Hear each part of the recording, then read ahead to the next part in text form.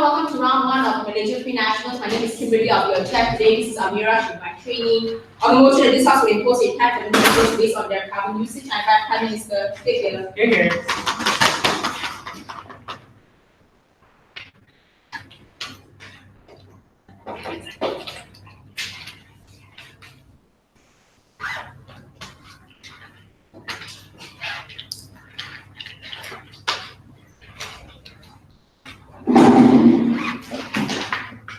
Ladies and gentlemen, what is our policy? So we're going to compute the total amount of carbon usage of a person monthly, and we're going to levy it upon their total assets. So how much money they have, how much property they have, or whatever other things that they own. Number two, we're going to be progressively taxing them. So if you consume a small amount of carbon, then you are going to have a small tax, and it's going to increase the more carbon emissions that you create. And number three, we're going to funnel this money into state policies to protect the environment, making things like the creation of research facilities to find better green tech and better solutions for the environment. Things like subsidizing green tech for people to be able to access cheaply, and doing things like shifting state industries to biofuel.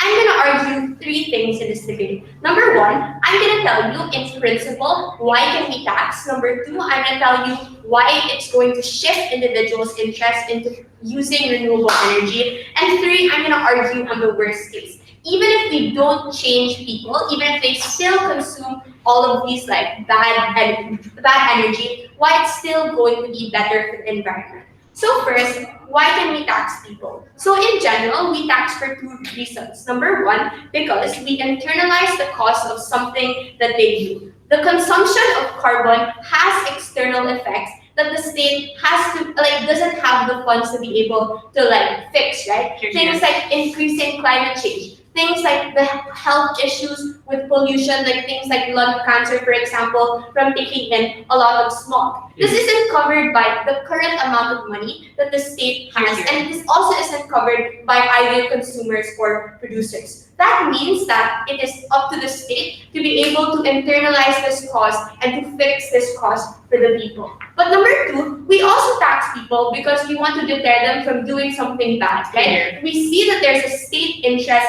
in protecting the environment. I'm going to tell you about that later within my speech. But we also see this in the reason why we have things like sin tax, right? We see the external harm from secondhand smoke. Therefore, your cigarettes are more expensive than what the producer would want it to be. Or things like a gambling tax, right? Where the state simply prefers that people don't gamble and don't waste their money gambling. Therefore, they have a gambling tax. So you see that it's principally justified to tax individuals for carbon consumption.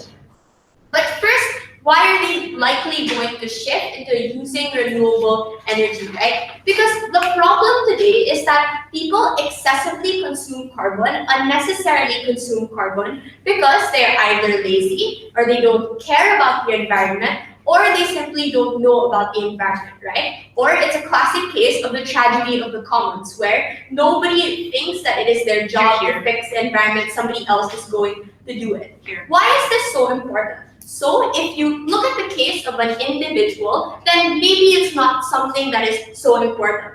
But you're talking about millions and billions of individuals, right? That's a huge amount of carbon emissions, right? Especially if you look at how populations today are exponentially increasing, which means that it's likely that there's just going to be more and more carbon consumption as time passes. We think that when the cost of consuming carbon becomes higher than the cost that it is today, to the point that it will deter individuals to not consume carbon anymore, right? Because these individuals were going to want to have a financial budget, right? We're going to have a certain threshold by which I will only consume this amount of carbon because I can't go any more than that. I don't have any money to pay the tax. So you think that it's likely they're going to do this? Before I go on, yeah. If this green technology and switching over to more green options is such a great thing, why don't people do that already? Okay, so I already said it, right? So they're either really lazy, they don't care about the environment, or they simply don't know about the harm that they're doing. But On the second level, we think that renewable energy is quite great, yeah, but it requires capital, right? It requires a certain cost for you to be able to like opt into renewable energy, right? When we think that it's more likely that individuals are going to be able to opt into these types of like sources of energy when the cost for opting into this energy is now the same or is less than using carbon or using like bad forms of energy where you have things like carbon emissions, right? And especially if you look at rich individuals or upper middle class individuals, we think that this is likely who the policy will target, right? Rich individuals who have luxurious consumption of carbon tax, driving sports cars that run on gasoline, having their private jets, ladies and gentlemen, or upper and middle class individuals who just consume more energy per household than poorer individuals. We think that when they start to invest in renewable energy, buying these forms of renewable energy, we think that it becomes cheaper for vulnerable individuals like the poor, right? Because a lot of this is now going to be state subsidized because of the tax. But number two, we think that there's going to be a lot more competition, a lot more research, making it more accessible for everyone on the ground. But on to the worst case, even if we don't change individual behavior, why is this still a very good thing for the environment? So we need a lot of money to help the environment, ladies and gentlemen. We need to clean up rivers. We need to invest in green energy. But we currently don't have enough money to do that, right? We think that even if people don't change their carbon or their ways of using carbon, we think that the state can still use this money from the tax to help the environment, right? To have these forms of environmental policies, right? But number two, we think that the state can also use this for protecting vulnerable parties. Things like relocating individuals within disaster-prone areas to safer cities. Things like making better floodgates, for example, or having better types of urban planning that requires more money. We think that this is impossible to do with the limited amount of cash that we have today, right? We think that if we solve one problem, funnel all our energy into one problem, it's not going to do any good because there are going to be more problems facing the environment, right? And those two things just cancel each other out. So if we fix deforestation on our side, we still have things like air pollution, right? So you think that we have to have an encompassing type of solution for this type of thing. And we think that we need this to happen now, right? If we allow the problem to get worse, it's only going to become more and more expensive. If the state already doesn't have money for it now, it's not going to have money for it in the future things. Yeah. At the Prime Minister for that speech, I invite our all to do.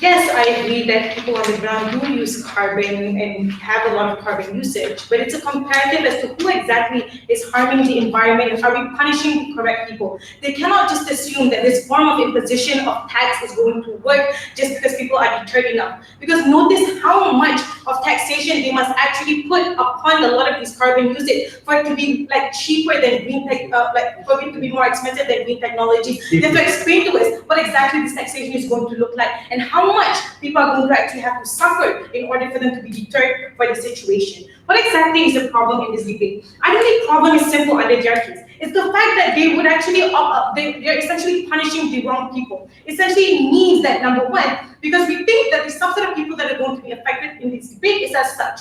Number one, we have to acknowledge the fact that those who have opted for green technology would have opted it to begin with. They told us it's because they were lazy, etc. I don't think that's true. Especially when it's status quo, you see there are trends of reducing carbon emission. Things like, for example, using Tesla or opting for, more vegan options or reducing your carbon usage in general is already being trended by activists, especially when social media reaches out to everyone.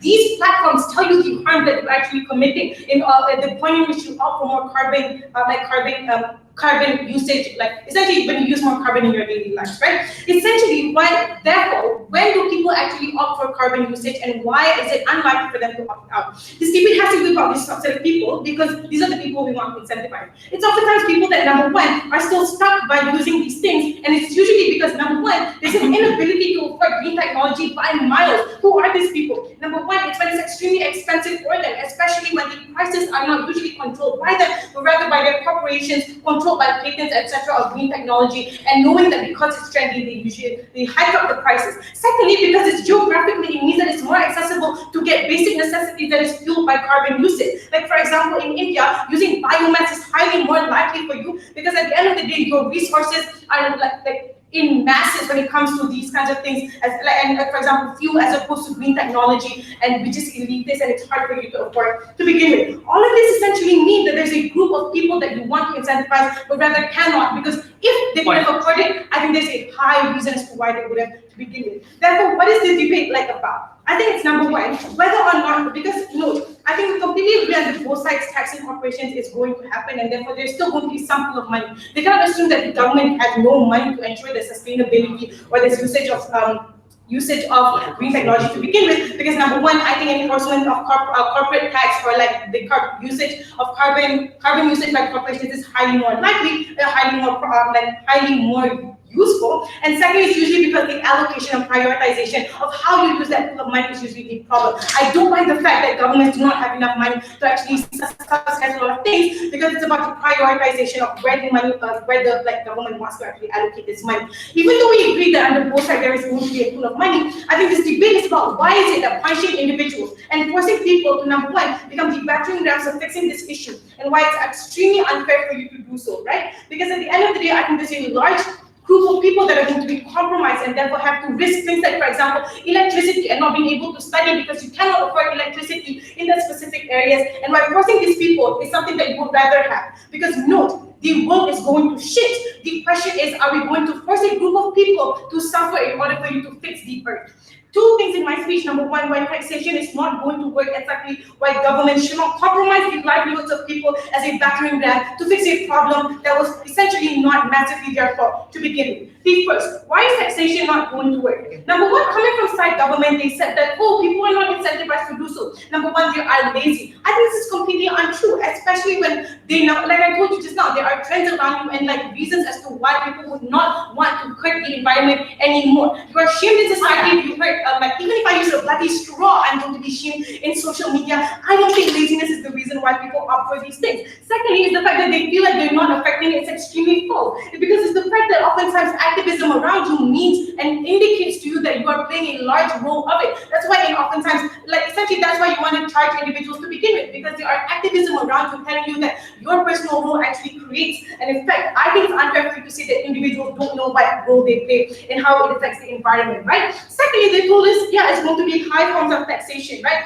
The problem is this, that it's oftentimes, so like number one, I feel like people are not going to be incentivized by this reason, because it's a reason they're not using it. It's because they're oftentimes pushed to a necessity that they have to use carbon usage. And the poorer you are, and I beg to differ, like rich people are not usually the ones that have to use this, because usually using a Tesla that does not use carbon usage is a lot more trendy, and you becoming more like environmentally woke makes you a lot more trendy, right? I think a lot of the times it's people who oftentimes need it, right? So secondly, it will not be deterred, because if it's true that a subset of people that need to use this is those that find carbon usage a necessity, it means that high taxation is not probably going to work, because they probably do not have enough money to pay that taxation to begin with. And imagine how high that tax is going to be for green technology to be more like affordable, right? It means that the government is going to suck up a lot of money in there. What is their then alternative? It means that now they are likely to have to live in situations in which they do not have electricity, or they cannot find transportation because they cannot afford, I don't know, Teslas, and they have to fuel use cars to begin with. These are the reasons which essentially mean that they would rather suffer than opt for green technology because they cannot control it. Okay, just to clarify, is it the case that it is already accessible, people are making the shift, therefore there is no need for this policy? Or is it true that it is inaccessible, therefore this policy hurts a lot of people? Because you can't have both in the same speech. It's inaccessible because of price. And like oftentimes because you cannot afford it, right? And the reason why people cannot usually shift this is because the price is oftentimes controlled by number one, corporations who oftentimes want to profit of these things. Because it's something that people want to go towards, but demand cannot possibly but higher demand essentially means that the prices are going to hike up, which means that people oftentimes cannot essentially make the price go down unless there's government subsidy or stuff like that, right? So notice how people oftentimes cannot make that shift. But secondly, right, why the government should not compromise the livelihoods of these people? Because note what they're essentially trading off here. It's essentially forcing a group of people who essentially need to use this, and why it's extremely bad. Because this means that you put them in a situation which, number one, in order for them to be green, like pro-green or environmental friendly, they oftentimes cannot opt for electricity, or they oftentimes cannot opt for forms of transportation that might get them to work. This means people in rural areas are oftentimes disengaged from the rest of society because they cannot catch up with this trend, and especially when the government is punishing them for this. They have to tell us why most probably the government is still going to allocate those money, and how the poor can possibly afford enough money for them to pump money into your pool of taxation to begin with. This policy just does not make sense, because even if you want to save the environment, I hardly think that the people or the more disenfranchised members of society is your battering ram to fix it. Yeah. I think I'll go. I like to invite here. Thank you.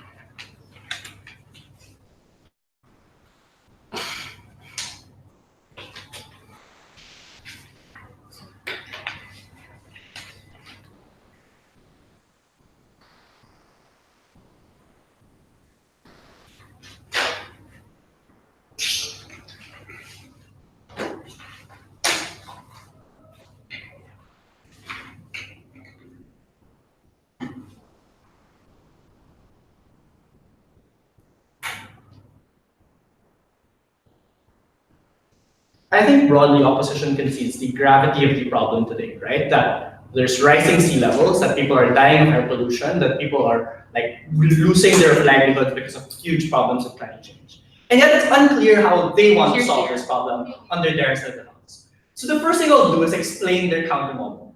They were quite vague. So they said we will be taxing corporations under their side. So there are two ways I can interpret this model, or but either one. Because either you put a corporate tax on corporations on the basis of how much production or how much consumption they have in carbon emissions. So the tax of carbon emissions will be a carbon tax on corporations instead. Or you will just rely on default on carbon tax. Okay, since he nodded, presumably it's the first one, so I'll serve up the first one. Okay, so they say we will put a carbon tax on corporations. The problem here is basic economics indicate that regardless if you whether you tax a corporation or you tax the individual, the tax incidence or who pays for the tax will still be the same on both sides of the house. The reason for it is because if you're taxing corporations under your side, they will likely transfer the price of the carbon emissions or transfer the high increased cost to consumers and therefore make the price higher under their side of the house, right? That's what corporations did in Canada, for instance, when they transferred the cost of higher electricity expenses and carbon tax in terms of healthcare provision, etc., etc. So on both sides of the house, consumers are still likely going to be the ones paying the tax. But what is the unique difference and why are we better under our side? When you tax individuals, you are able to discriminate and differentiate between the different people paying the taxes. And this is where the progressive model, which seemed to be unresponded to by the previous speaker, is important coming from Ina. We explained that when you have a progressive model, if you only consume a small amount of tax, we can reduce the tax on you and so the cost, consume a small amount of carbon emissions versus to consume a large amount of carbon emissions. We can make the percentage very, very small and therefore not affect you, and therefore specifically target those with the largest consumption of carbon emissions who create the greatest problems that exist in society today. However, if you do a corporate model where they will increase prices all across the board, then you're not able to differentiate because everyone is still victims of the same increase of prices. So if their harm coming from the leader of opposition is the poor are not able to access goods and services, the poor are not able to access that shift, they're disproportionately harmed under their model, the point at which we're not able to differentiate the policy. So they can now recline this carbon tax model. We think it concedes a lot of our principle, but leads to the worst forms of the harms that they get under their side. The second claim I want to respond to is they say the poor are harmed. So the way they're able to build this is kind of implied, right? They say that the poor are more likely to have higher carbon emissions than the ultra-rich who are able to buy Teslas, etc., etc.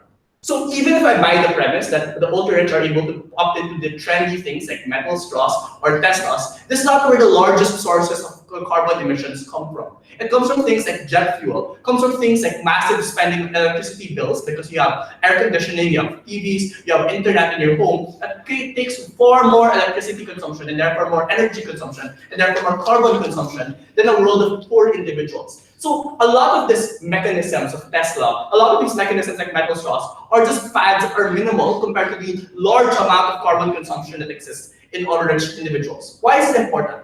This means that if it's a progressive tax, it is far more likely that the poor pay a minimal amount of the tax and the rich are the ones paying for a lot of the tax that exists on their side. So the harm that they claim that the poor are harmed under their side is very, very minimal at best. But secondly, even if we believe that to an extent their financial capacity is harmed, you have to recognize also that the poor are usually the greatest victims of climate change and all the problems of pollution anyway. Things like them living in disaster-prone areas because land is cheaper there versus them being able to move to safer areas. Things like them being dependent on industries that are dependent on the environment, like agriculture, like fishery, and therefore they're the most impacted by policy. So at best, we have a marginal harm onto them in terms of the costs that they have in living, but we are able to fix that with an increase of spending that we're able to get under ours at the house with our model when we're able to tax individuals and make greater benefits to them. I think the more amount of lives we're able to save is more important than the marginal increase in cost under their side. So if you want to protect the poor and the vulnerable that exists in society today, I think you're better at being able to do so. The next claim they then said was, well, people are already opting in now, so this policy is no longer necessary. There's no real analysis explaining why people are opting in right now. We agree that there are campaigns and environmental initiatives that are fueling, but the only reason why we believe they're persuasive is because we live in a liberal bubble where our friends are all woke and share all this information to us. For the vast majority of people who don't have access to this education, who don't have access to all of these things, information about the impacts of the environment, or even if they know about it, them caring about the environment compared to their day-to-day lives and day-to-day existence is far less important under their side. Which is why we need a push to make them more likely to care about the environment because they are able to save money, which is a direct benefit to them, versus under your side where the advantages of the environment might not help them, particularly those who are privileged members of society who are able to shield themselves from the effects of climate change. But secondly, we suggest, even if they know, right now because of the upfront capital costs, is what Ina argued, it's hard for them to shift, right? They need to spend a lot, and that's why we want to balance out the costs that exist. Before we move on, sure. I still fail to see how a lot of these poor people that don't have alternatives is able to afford green technology prior to any subsidies that exist in status quo.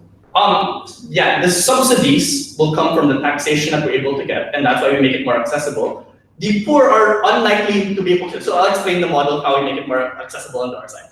Sorry. How we make it more accessible. The first thing I want to note before I answer this PY, I promise to answer it, is your model does not really make sense. Because if you say that there's enough money right now for the corporations to make it accessible, but at the same time you say right now it's inaccessible, then I'm uncertain which characterization.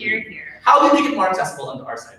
Presumably, the tax will affect the rich and the upper middle class. They have the capacity to have the capital shift, right? Because they have enough savings for them to shift the products. So we're not expecting the poor to shift in the short run. But the point at which the rich and the upper middle class start buying more green technology, start purchasing more patents, and therefore the green technology industry becomes booms and gets more investments, they have greater capacity to lower their prices, to improve it because their technology improves, and therefore make it more accessible to other people. That's how the poor are now able to access these goods and services in the long run, but it becomes far cheaper under our house. Note that they will start doing so because when people start shifting from non-renewable energy, then they're far more likely for non-renewable energy's price to increase and therefore able to mitigate that. But secondly, it is the massive amount of money we're able to get from government services that we're able to make it more accessible. So regardless of what the market mechanisms are, we are able to get the subsidies that we want, which they can see they have less because they can see that they have less money under their side of the house. So at the end of this debate, if your model is just a corporate tax, we explained why it will have the same harms,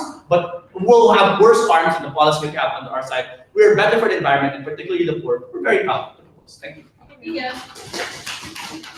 Yellow. Yeah. Okay.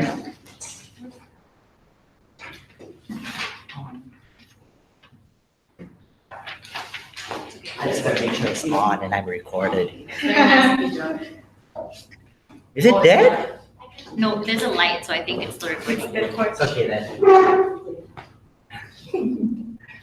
Yeah, you're live, John. Okay. Here we go.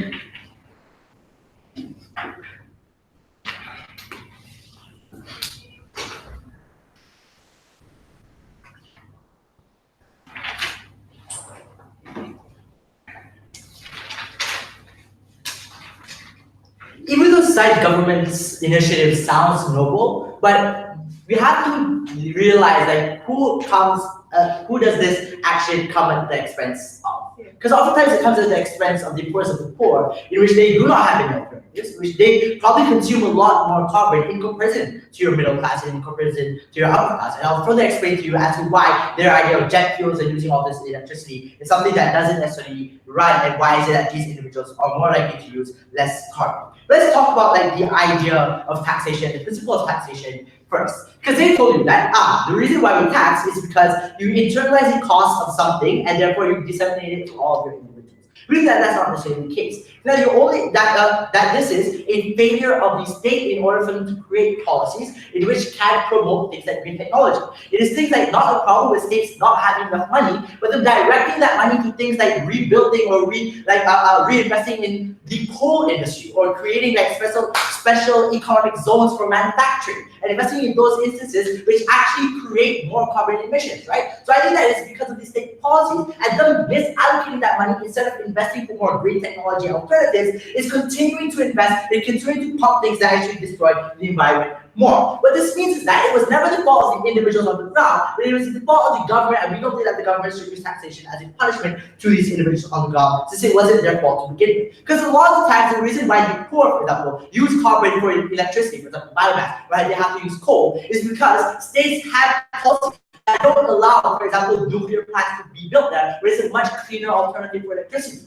Or oftentimes, because of within that area, they don't have enough sunlight, or because like states like Washington State are generally more cloudy, they cannot use solar power. Or because in areas where it's not as windy, they cannot use wind power. Therefore, they're forced to use coal as their only alternative. Therefore, given these circumstances of them not having an alternative, we don't think that they should bear the consequences of a situation that they did not particularly choose to be in. No, secondly, they said, but it's because for us to like some form of nudge policy to influence individuals. Look, we've already posited to you as to why more often than not, people who are rich or people who are middle class, because it's like liberal bubble, well, oftentimes the richer and middle class individuals are the more liberal individuals within that society, and they're more likely to be open or to be like aware of the impacts of this climate change and this global warming, right? We think that because they have that disposable income, that's why they're likely to make that shift, and that's why they're likely to invest in things like green technology and changing their house from instead of the normal lines of electricity to use things like solar power instead. That's why you see in a lot of suburbs, like let's say Damansara, that's where, or like Contact outside is a more upscale kind of area. So that's where they have a lot more solar panels on those houses in comparison to your kampungs in your villages where they do not necessarily have the capacity to do so. We also think that you only use a nudge policy in that instance for things that has an alternative for them. What this means is that you create syntax for cigarettes and gambling, things that are generally bad, is because people can like not gamble. People can like not smoke, right? That is a way for them to switch. But in this instance, people cannot switch away from coal in using their electricity, or they cannot switch away from using like petrol that's like the tanks for them to use to cook, right? So we did these are the instances because they can't, for them to cook. This means that their principle of taxation in this instance falls. Now let's look at the alternative. Let's look at the practical outcomes. Why? The thing of the idea of pushing individuals to want to make that shift, right? And incentivizing individuals. No, thank you. When we talk about incentivization, especially when you make it into a taxation policy, that means that oftentimes individuals on the ground, especially the poor, when they end up having to pay tax, even though they can claim as little as it is, but we don't think that that's likely, because you have to have that tax in the instance where it reaches a point where these alternatives become cheaper. Because that's the thing that they wanted. They want these poor people and these middle class people to shift to be able to shift to green technology. This means that the tax has to be really high. But when tax becomes your way, it means that a lot of these individuals feel that taxation coming directly from the government, and they often retaliate for those kinds of taxation, right? The reason why there are a lot of climate change deniers is because they feel like this is an attack on their corporations, or attack on their industry, or attack of them having that, like them losing their jobs as a coal miner, when in actuality, if they were to switch to solar, it actually is able to provide a lot more jobs, right? That's when you have a lot more individuals going against the greenization of your country in comparison to you going like in support of that greenization of that country. But not yet. I'll take you into it, right? Yeah, that country. But let's look at, in their best case, they failed also to show us why is there a possibility or a likelihood for you to be able to save the world, right? Because we did that it's reached a point in which it's extremely difficult for you to have, like, even though we do have mitigating factors, right? We do have mitigating initiatives. I mean that those things are great, right? For example, you having okay, that the existence of this green technology to begin with, we think we're moving in the correct direction. But we think that it comes at the expense of these poor people having to pay those taxes. Either one, they have to pay those taxes which they can afford, no thank you, or they would then have to remove themselves from using these taxes, right? Because they will be taxed if they use it. This means that what happens is that there are individuals on the government pen, they're forced to not have to use electricity or turn their lights out at a certain time, which means they're not able to study at night. But that means that they're not able to go to work because the LRTs or the trains don't reach their places, and their only mode of transportation is to use a car that uses carbon, because they cannot afford like hybrid cars, and they cannot afford these hybrid cars. These are the people, they trade off in their own, and you make the lives of these individuals significantly harder. Yeah. So if we believe your characterization that the poor almost exclusively consume coal while the rich use solar power, but you're taxing the coal industry presumably under your side, which means that the cost of the coal industry will still be more expensive. Your harms are then not mutually exclusive. We think that even when like that's when if you were to tax like the coal industry, the thing is that the industry ends up paying it, and even if you were to disseminate it, it's like it doesn't. People get to share that form of like that taxation because it's based off of like the general usage instead of the usage of these individuals, because the problem is proportionality, that the rich poor people use more of this than the rich, and more progressive tax, have a progressive tax based off of their income, not based off of their carbon usage, right? Because carbon usage tax disproportionately affects these poor, individuals. So that's the trade-off that they have yet to engage with. Yeah. Proud to.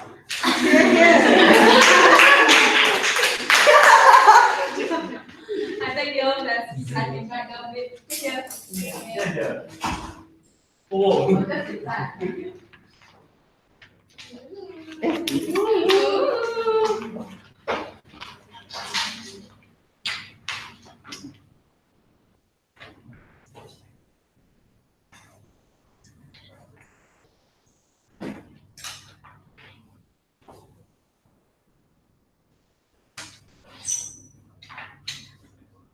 At different points in the debate, opposition gives a wide variety of problems that are the reason why the environment is so bad.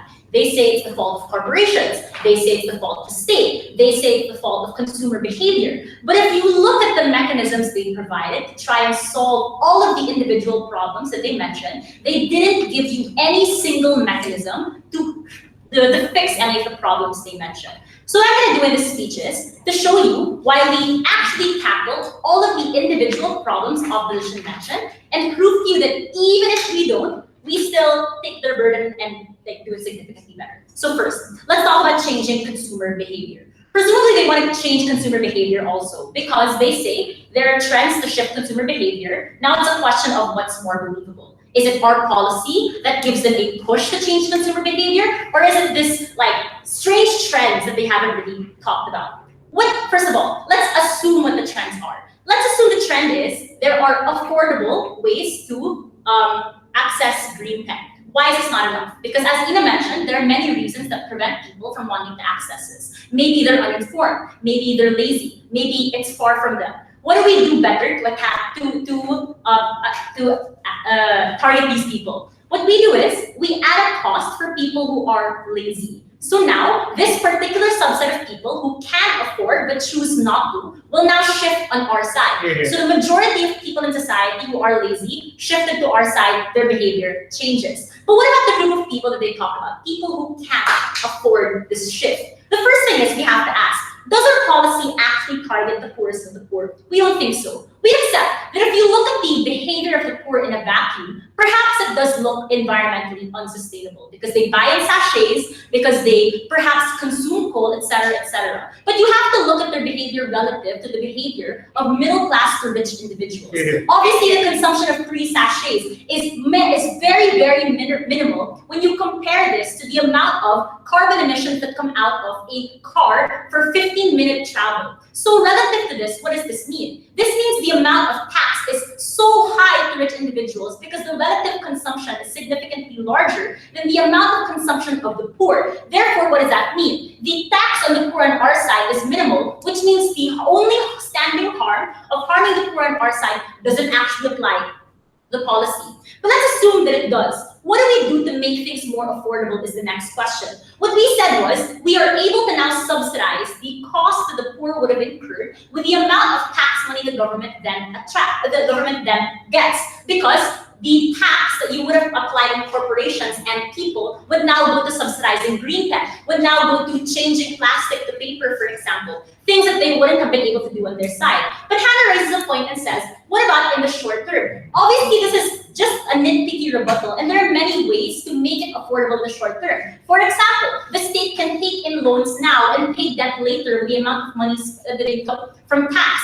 They can, for example, attract more private investment and pay them back with state bonds and then pay those state bonds back in the future. So the cost doesn't ever have to be felt by poor people because the state can do things now and incur the cost and people never have to. But on their side, people will perpetually take in the cost and there's no explanation of why that's the case. In addition, Nacho gave many reasons of why the poor are significantly worse off on their side of the house. First, the fact that their side still taxes corporations, which means if you only tax corporations, there are only 2 potential outcomes there. Either one, they pass on the cost to consumers directly by increasing prices of electricity, increasing prices of water, making all environmentally friendly solutions unaffordable to them. Or secondly, they do this in more harmful ways that are not obvious to us. For example, making wages cheaper, making labor conditions significantly worse, hiring children instead of hiring them instead, which means these are significantly harder to regulate and will not actually change corporations. What do we do in comparison? Our model isn't just taxing corporations, we tax corporations and consumers. What we said was, taxing corporations isn't enough because corporations can obviously evade the cost. They have a shit ton of money, ladies and gentlemen. Some corporations are richer than states. Therefore, what is the extra push that we give to corporations? What we say is, if you shift consumer behavior, this shifts corporate behavior as well. Because if your consumers don't want to buy plastic, then corporations will no longer want to sell plastic. But again, this only happens if you shift consumer behavior first. So on their side, where you never shift consumer behavior, then you never shift corporate behavior as well. So what happens now? Then we've solved all of their problems of corporations being shitty and saving all of the poor people. What about state policies? We actually made it significantly better as well on our side. What Ina mentioned and ignored by their side was, it's true, the state does a lot of harmful practices to the environment, but the problem is states can't afford it. Where do you make it significantly more affordable? Where states can diversify their economy and take on risks so that they don't have to invest in these harmful practices. So now, if your entire state is dependent on coal, the reason why your state can't shift is because they don't have the money to do so. But in a world where the state has a fund of money, they can diversify their economy and invest in green tech, for example. They can invest in other industries. In a world where the state doesn't have any room to take on any risk, there's never any incentive to change any of the harmful state policies that exist right now. But the primary assumption they make is that the amount of money we have today is already enough to fix all of the problems. No reasons as to why this is the case. Sure. Why would the evasion of tax from corporations then, why must people take the burden of default of the corporations not paying tax? Presumably, if the no, they don't, because the money that we take from corporations will still be used to subsidize the price for individuals. So people will never have to feel the cost of the problem on our side of the house. On your side, people will feel it twofold because people will increase prices, but they will also lose their jobs. It's doubly harming individuals. But again, the question of whether or not we have enough money to solve the problems. The first thing we said was the nature of the problem is terrible, which means a lot of money is required. On their side, where they're only taxing 10% of the population, average reasonable person, that's not enough to cover the amount of harm that people experience now. So the only way to fix the problem is if you tax the entirety or a majority of the population that can afford it, which happens on our side. But second, as Ina mentioned, the problem gets significantly worse as you wait for things to happen. So even if they solve things at a slower pace, they will never be able to afford it because as pollution continues to happen now, then in the future it'll become too expensive for us to fix. Therefore, waiting for it actually makes it significantly less fixable in the future. So we can't, it's not just a problem of fixing things at all, it's a problem of fixing things immediately. Otherwise, we never save people at all. Thanks. Okay, I think we are. Hi, it's me again.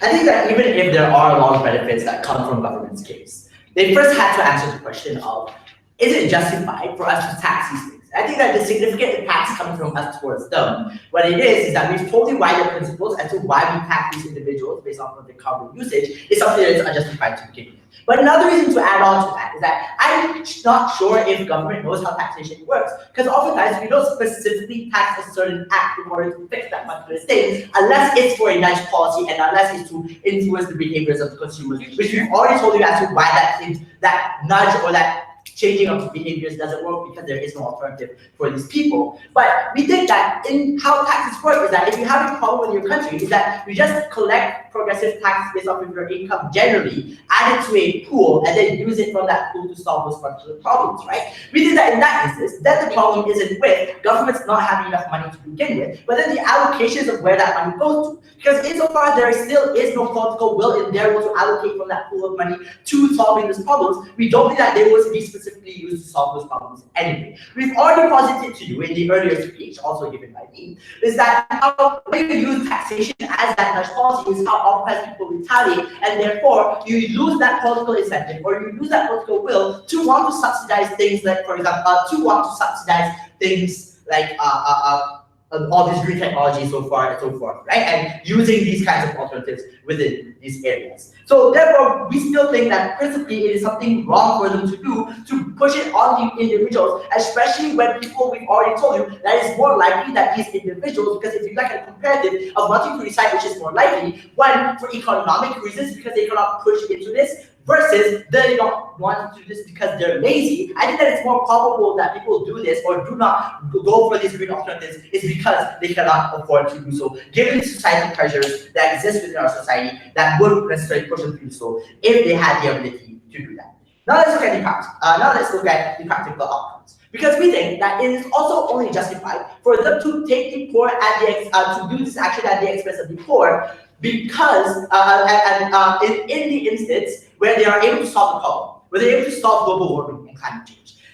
They never told us why is it that this added incentive or added initiatives that exist or that they will be able to provide wouldn't necessarily solve the problem. Because we think that actually saving the world and like trying to reduce that carbon emission, and trying to reduce the temperature of the world and trying to reduce the impacts of global warming is extremely difficult.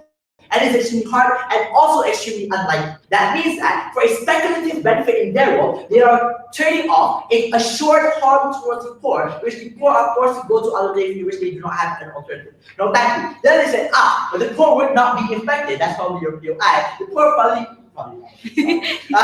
the poor would not be affected because we're able to subsidize that shit. We think that this is not necessarily true. Because if it is true that these poor live in areas that are probably more prone to like natural disasters and all that kind of stuff, we already told you that how sometimes it is geographical positioning of these areas where they cannot use solar, where they cannot use wind, and they cannot have, or they're too far from a water source for them to be able to channel like hydroelectric electricity to those areas. This means that the only source of electricity for these individuals is carbon. The only source of electricity for these individuals is biomass. things that end up burning up carbon, and we think that those are the instances in which they do not have that alternative. Therefore, it is unjustified for us to put them at that expense in order for us to achieve this goal, which is something that we achieve this goal, which they never told us how they would necessarily achieve that at the end of the day. Look, we don't necessarily have to solve global warming. We think that that's already something that's difficult to do. We're not going to take that burden. We're willing to trade it off and say that that's fine. But we think that they actually make that shift of moving to or reducing that impact of shifting to like green alternatives more difficult, because if they were to say have like these high taxes and you shift these richer individuals who, let's say, were lazy and make these richer people the people who go into green technology, what that does is that from the perspective of investors, it means that this becomes something that is luxurious and becomes something that is exclusive. That's why cars like Tesla don't reduce in price, but they remain at a high price, because they're targeting the richest of the rich in order for them to sell those products to them.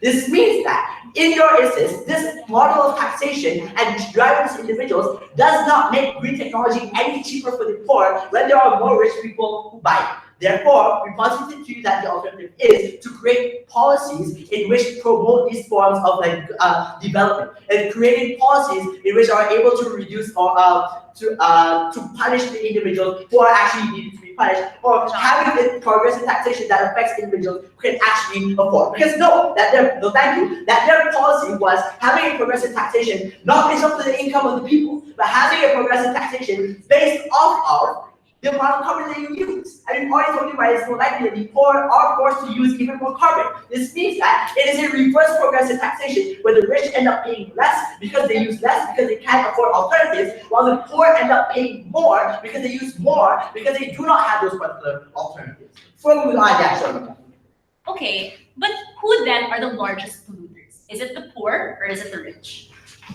we think that in that instance, the largest polluters in that sense are corporations, which are the individuals that they're taxing, because they're taxing individuals, right? But we think that in the consumption of this carbon, we think that a large chunk of them, based off of individuals, we think that the poor use more than the middle class or use more than the rich because they do not have their alternatives, right? So you have to differentiate those corporations versus the individuals. We think that in terms of individuals on the ground level, poor people use more have more a higher carbon usage than the rich. But let's look at the worst case scenario. Even if they were to succeed, that they're using this to shift people into not using carbon. This means that their taxation is an unsustainable model, because the more you tax, the more people shift, and then the less you are able to tax in the future, which means that they do not have a sustainable model, versus you having a tax on corporations, versus you having a higher progressive tax onto the rich, which means that regardless of where that shift is, that taxation becomes constant, and therefore it is a more sustainable model. It is a more sustainable model in our, it is a more sustainable model in our world. But what's their worst case scenario then, in which they fail to engage with as well? That how for individuals who are probably the most disenfranchised, who do not have the alternative, who rely on coal, what do their lives become, right? Why is it, they've never told us the justification for this, why is it that these poor are legitimate for us to make them the battering ram for saving the rest of the world? For all those reasons, extremely proud. Okay. I'll reply. Take care.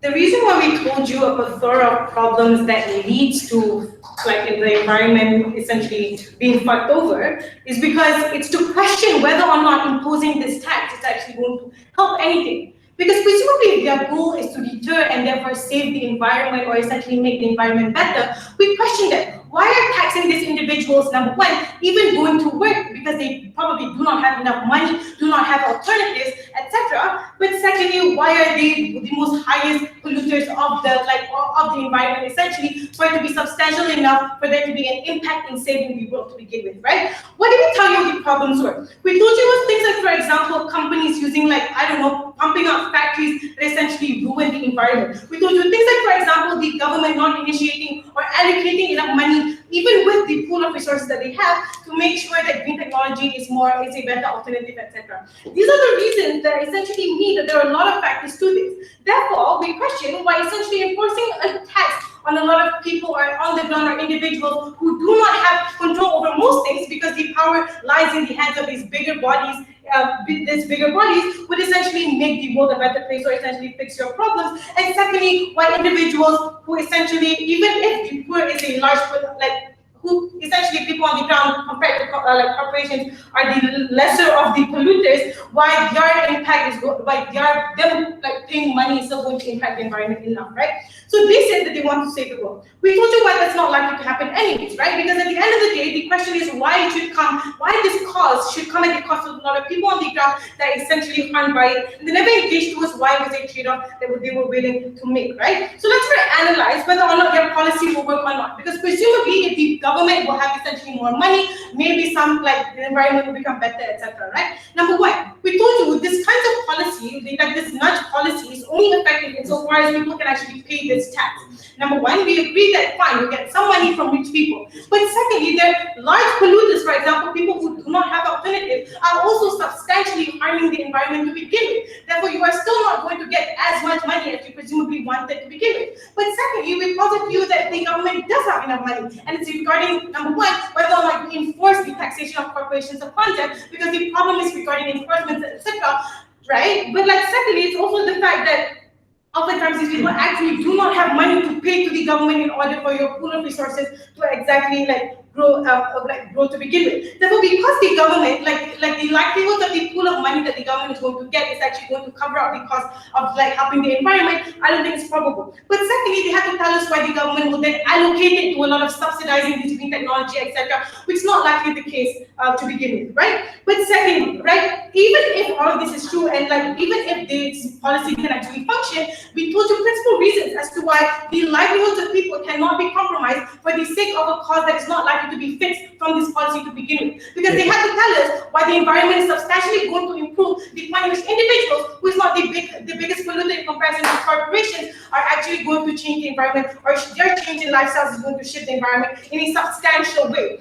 Right. Number one, we told you because what comes at the cost of this is, number one, even if the rich get to pay off their tax, there's going to be a large subset of minorities which they did not want to deal with that is going to live with days where they cannot afford electricity, even if it's the government's fault. Secondly, there's going to be things like, for example, the inability to go to work because you cannot have a car, or because, for example, you cannot ride your motorbike to work. These are the kinds of life that you essentially put the poorest of the poor in, because a lot of the essentials that they essentially have use up carbon, and these are the specific people that we're not willing to come at the cost of. Secondly, is because this nudge policy cannot be applied on them, presumably because number one, they do not have the lack of alternatives, right? And even if they said, oh, the government makes loans for it, etc. Well, if the government already has the incentive, I think it's best for you to just subsidize these things without having to impose this tax, because presumably if it's already affordable for you to have green technology, then you don't have to impose the tax to begin with, right? You want to have a natural way of making people opt into this. They have to tell us why people have to be compromised in fixing the earth, and they have to tell us why individuals specifically and the most vulnerable deserve to be punished like this. Yes. I cannot reply to any state that reply here.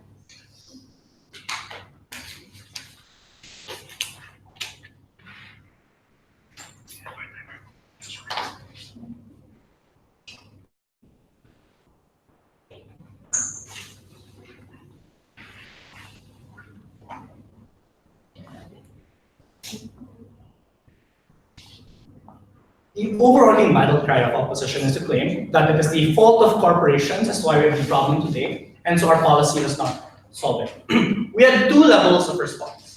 Our first level was corporate tax harms the same people on your side as well, and the harms are still the same because the cost will still be transferred into consumers. It is better for us to tax individuals because we're actually able to discriminate the price and therefore make it better because we can target specific individuals at any particular point in time.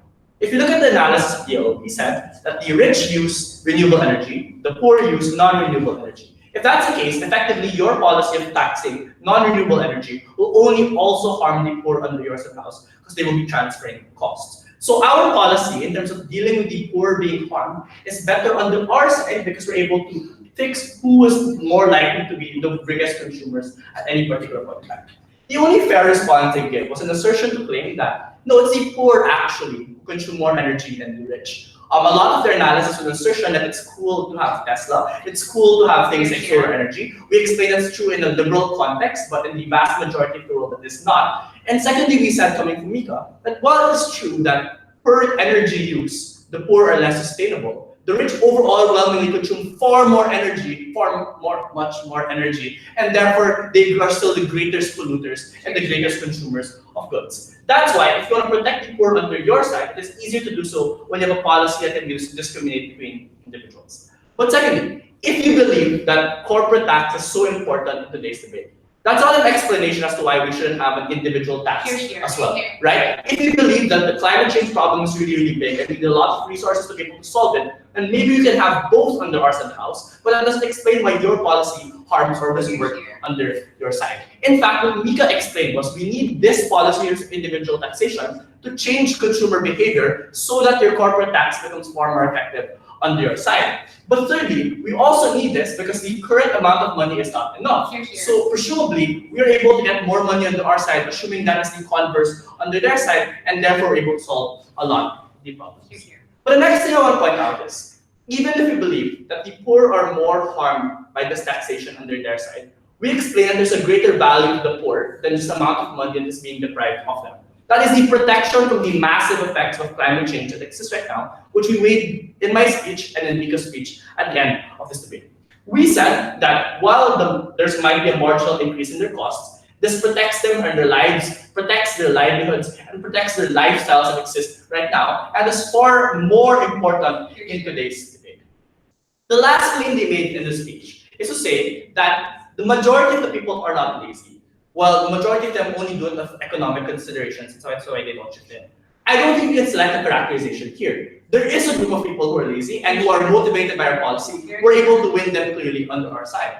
But secondly, we explain, people who have economic considerations in making a shift are also one and more likely to opt in on our side. We said, when the economic cost of shifting is now compared almost the same or equal to the economic cost of you staying in the non-renewable energy, then economic cost becomes a non-factor in today's debate. But secondly, we said, because now the rich start shifting first, and we're able to get more taxation and more subsidies, then we're now going to make it easier for other people to make it more accessible as well, and that's why we're able to make the shift under our house. So we don't just motivate those who are lazy and those who are not willing to help the environment, we also motivate those with economic costs. So at the end of this debate, they are far more likely to target the poor.